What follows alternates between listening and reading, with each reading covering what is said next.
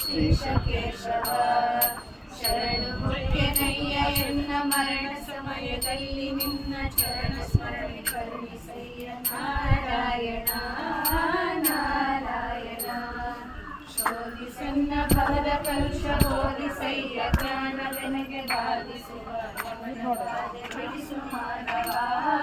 ಬಿಡಿಸು ಮಾಧವ ಇಂದ್ರನೇಕ ಯೋನಿಗಳಲ್ಲಿ ಬಂದು ಬಂದು ನಂಬೆ ನಾನು ಇಂದು ಭವದ ಬಂದ ಬಿಡಿಸದಂತೆ ಗೋವಿಂದ ತಂದೆ ಗೋವಿಂದ